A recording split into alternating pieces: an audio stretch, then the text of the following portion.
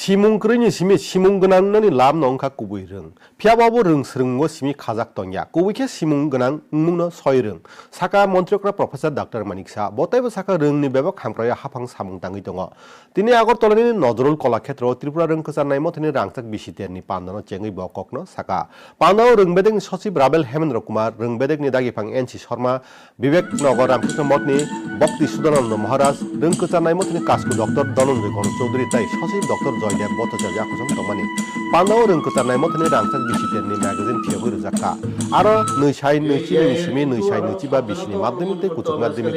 যতনি সাই গোবাং নম্বর মানজা খরক নৈচিকা বরকনো সকা ব্যবহারও করছে